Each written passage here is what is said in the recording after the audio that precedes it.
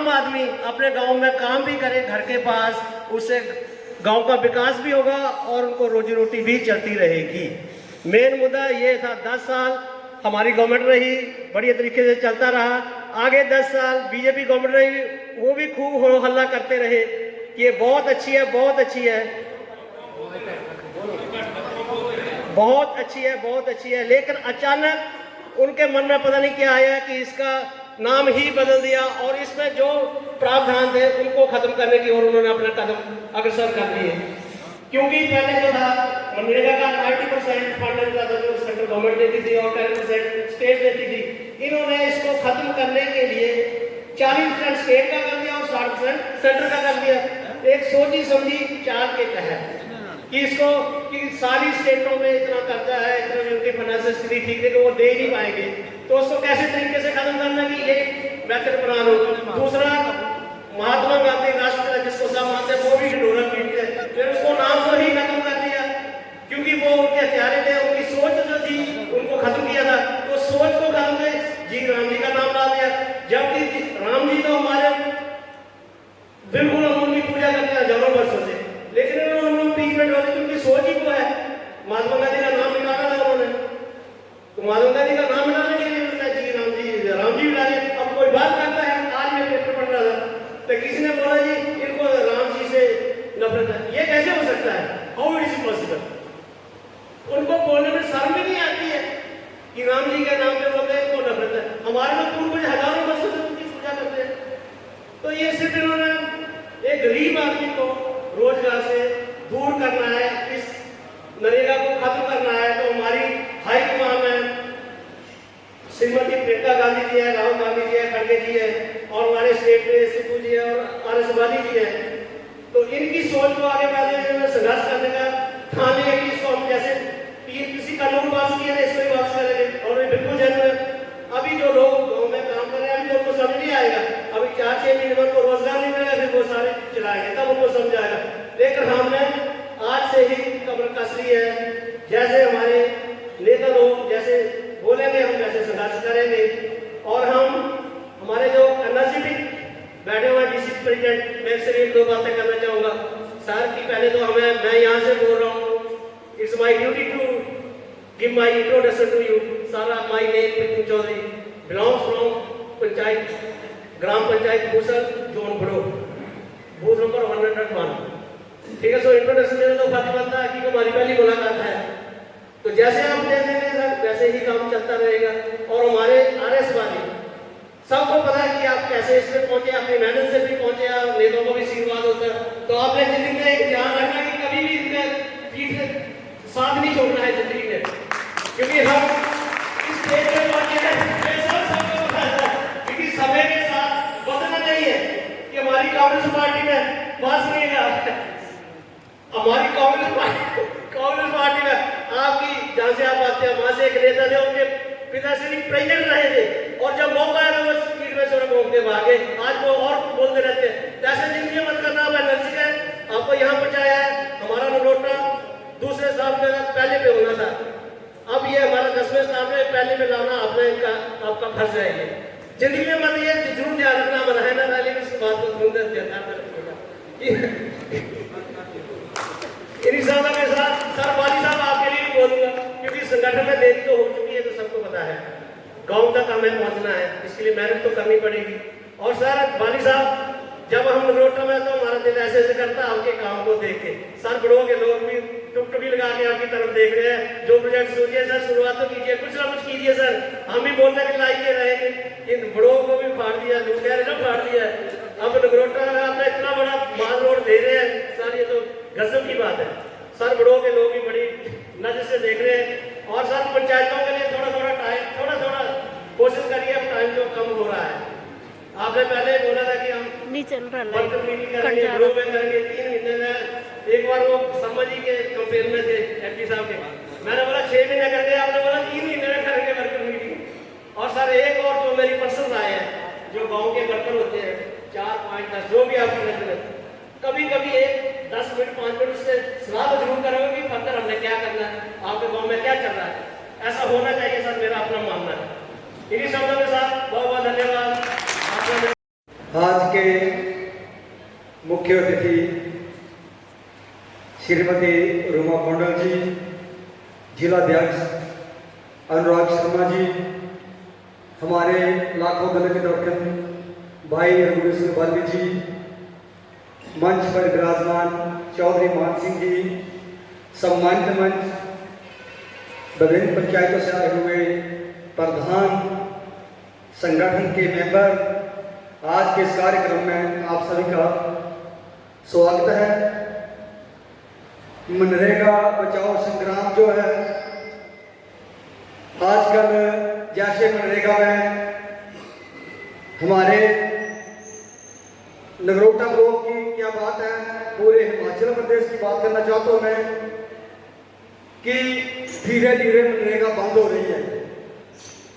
पहले मुझसे पहले कई बंद आ रहे होंगे, इकट्ठे ही 40 से 50 काम चलते थे और लोगों को लगातार रोजगार मिलता रहता था। लेकिन धीरे धीरे अब जो केंद्र की सरकार है, उन्होंने सारे काम धीरे धीरे बंद कर दिए है। अब तो 20 कामों से ऊपर कोई पेट्रोल नहीं निकलता है। बड़े शर्म की बात है, लोग हमारे पास जो गरीब परिवार होते हैं हमारे पास आते हैं, प्रधान जी मनरेगा काम कब शुरू होगा, लेकिन जब हम ब्लॉक में बात करते हैं तो बोलते हैं कि पीछे सॉफ्टवेयर चेंज हो गया है, 20 कामों से ज्यादा पेट्रोल नहीं निकलते हैं, तो लोगों को रोजगार देना बड़ी मुश्किल की बात हो गई है। तो मैं तो जितने भी मनरेगा में जितने लोग काम करते हैं या मौजूदा प्रधान है, सभी से यही कहना चाहता हूं कि इस संग्राम में बढ़ चढ़ कर हिस्सा लें, ताकि जो गरीब जनता की आवाज है, गरीब लोगों को जो मनरेगा के तहत रोजगार मिलता है वो उनको मिलता रहे। धन्यवाद। जय हिंद, जय भारत। आप वर्कर हैं तो ये नेतागण हैं, ये नेतागण हैं तो आप हैं, ये कॉम्बिनेशन है दोनों चीजों का।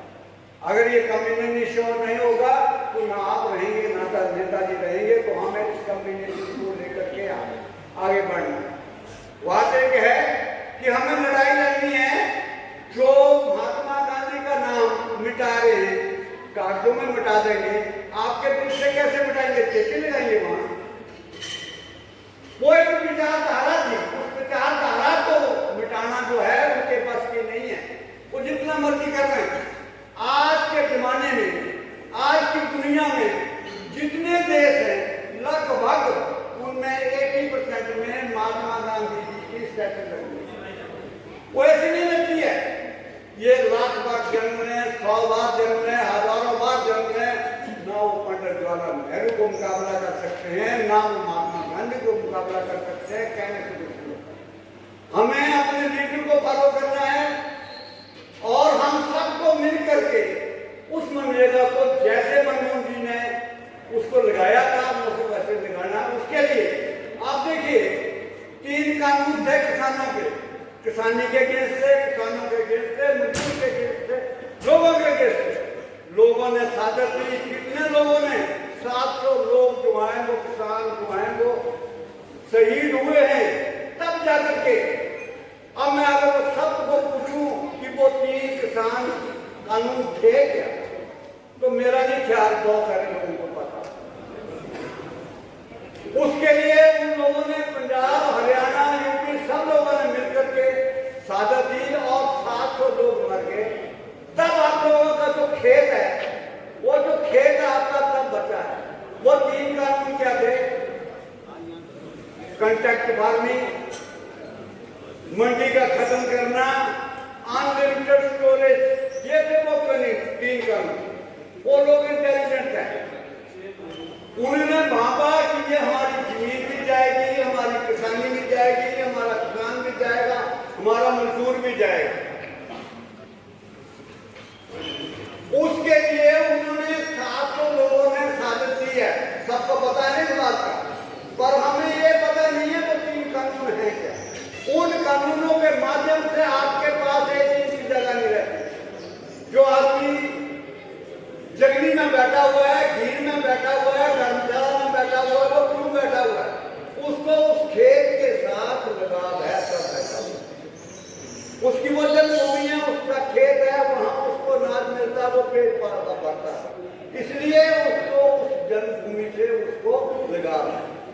उसको बचाने के लिए, इस मनरेगा को बचाने के लिए हमें संघर्ष करना है। तो मैं पहला आदमी हूँगा कि हमारी लीडरशिप कहेगी कि धरने पर बैठना है, तो मैं इसमें से पहला आदमी हूँगा।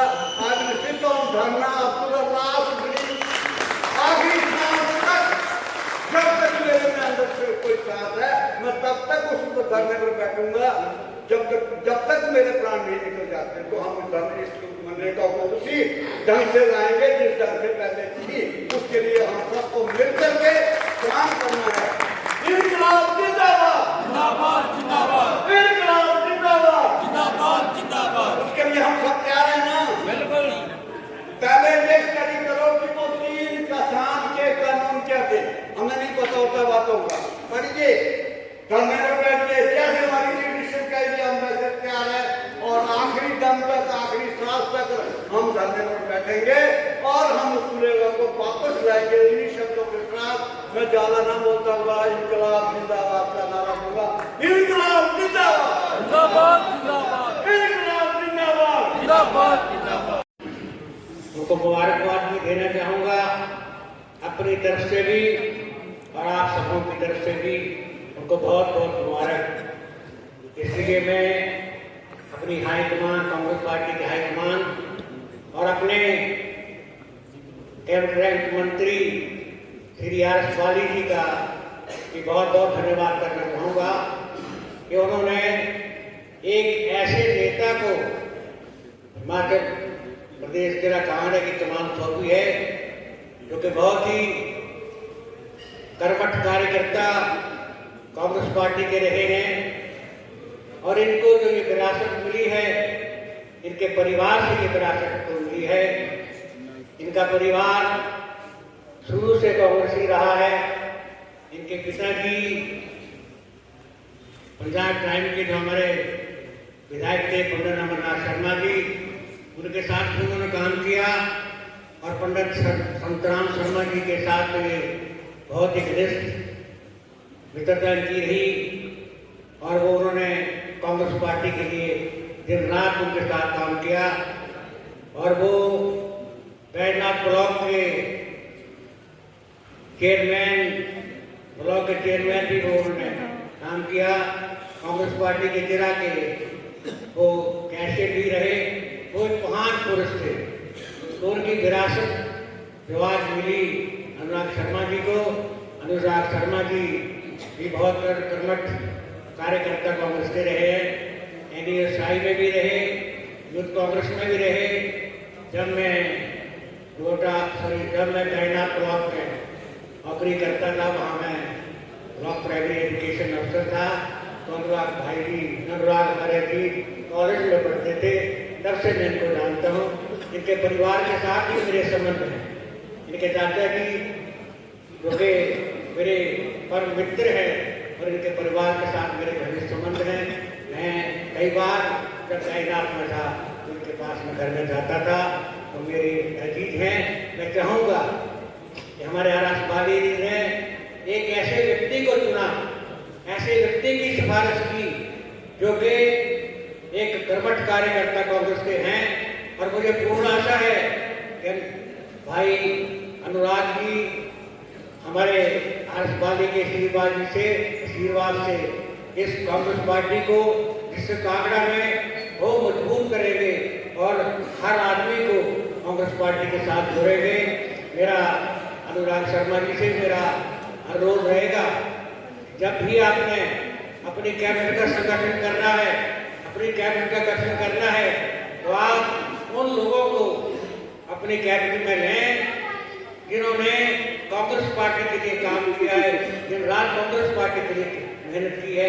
उनको आज कुछ लोग आपके साथ भी और लोगों के साथ भी स्वार्थ की खातिर हमारे साथ कोई लोग जुड़ते हैं पार्टी में, तो काम करवाने के लिए हमारे पास आते हैं और वक्त आने पर वो लोग हमें धोखा दे रखते हैं।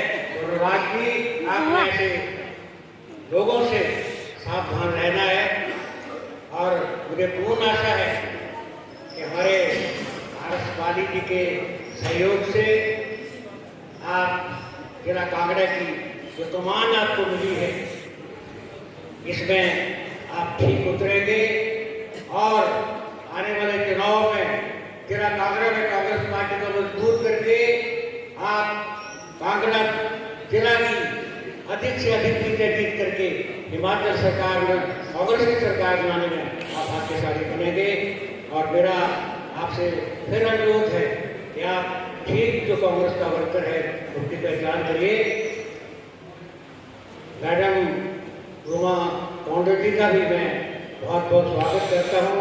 वो भी कांग्रेस पार्टी की एक बड़ी अच्छी लीडर हैं और उनके नेतृत्व में भी कांग्रेस पार्टी आगे बढ़ेगी, ऐसा मेरा विश्वास है। साथियों, दूसरा आज का जो एजेंडा है वो है मनरेगा बचाओ। मनरेगा एक गरीब आदमी को रोजगार देने का प्रबंध हमारे मनमोहन सिंह जी ने, सोनिया गांधी जी ने एक योजना लाई थी कि गरीब आदमी को रोजगार मिले। लेकिन इस सरकार जो केंद्र की सरकार है, जो मोदी सरकार है, इसने एक ऐसा षड्यंत्र रच करके एक ऐसा षड्यंत्र रचा है कि वो जो मनरेगा है, गरीब आदमी को जो रोजगार की गारंटी केंद्र सरकार हमारी कांग्रेस पार्टी ने दी थी, उसको ये खत्म करने के लिए काला कानून हमारे पास भोजन का अधिकार कांग्रेस पार्टी ने दिया। हमारी पार्टी अधिकार लेती नहीं है, हमारी एक पार्टी अधिकार देती है और ये वाले जो है वो छीनते हैं। मैं आरएस वाले जी से इसके साथ साथ बात भी करना चाहूंगी कि जिस तरह से आपने रोजगार संघर्ष यात्रा निकाली थी, मुझे लगता है कि वो दिन आ गया है कि आपको पूरे हिमाचल प्रदेश में फिर इस तरह से चलना पड़ेगा, क्योंकि ये जो मनरेगा हमारी खत्म हो जाएगी। मेरे गांव की महिलाएं, मेरे छोटे छोटे कस्बे जिस महिला का पति काम नहीं कर पाता, वो मेरी बहन सुबह शाम अपना चौका चूल्हा करके पैसा कमाती थी और टाइम निकाल कर अपना रोजगार चलाती थी। उन महिलाओं को, उन गरीबों को इसमें पीछे धकेल दिया। रही बात केंद्र सरकार ने जो आज रेशो बनाई है 60 और 40 की, लगभग स्टेटों के पास तो कुछ है ही नहीं। केंद्र सरकार सत्ता में है, अगर स्टेटों के पास कुछ होगा ही नहीं, केंद्र सरकार देती ही नहीं, तो हमारी सरकार कहाँ से 40% देगी? 100% हमारी सरकार देती थी। मैं खुद उन महिलाओं की गवाह हूँ जब मेरी बहनें अपने जॉब कार्ड लेकर बैंकों में जाती थी कि मेरे पैसे आ गए और मैंने नरेगा में काम किया है। सर, हमारे डीसीसी प्रेसिडेंट यहाँ बैठे हैं, आपके जो भी आदेश होंगे कंस्टिट्यूंसी वाइज हम उनको पूरा करेंगे। पर मेरी महिला बहनों से ज्यादातर विनती है कि हम सबको इकट्ठा होना पड़ेगा, क्योंकि ये बहुत ही गलत हो रहा है हमारी महिलाओं के साथ। हमारी महिला बहनें जो थी, जो उसका पति जब बिस्तर पे होता है और वो दिहाड़ी के लिए जाती थी ना, तो हमें दुख होता है कि ये बात भी हमसे छीन जा रही है। ऐसे बोलते हम महिलाओं के बड़े हाथ ऐसे हैं। आपने खुद देखा होगा कि जहां भी नालियों के, कुओं के, पौड़ियों के काम चले, मेरी बहन जाकर प्रधान से बात कर लेती थी कि मेरा ये वाला डंगा डाल दो, मेरी ये वाली पौड़ी डाल दो, मेरा ये काम कर दो। हम कुछ नहीं बोल सकते, क्योंकि उन्होंने टेक्निकल ऐसे कर दिया कि हम उसमें भाग ही नहीं ले सकते। मेरी बहनें गरीब हैं, ज़्यादा पढ़ी लिखी भी नहीं है, तजुर्बेकार भी नहीं है, लेकिन उनको ये था कि मेरे लिए रोजगार मिला है तो रोजगार करूँगी। इन्हीं शब्दों के साथ मैं आरएस वाले जी का तहे दिल से बहुत बहुत धन्यवाद करती हूँ।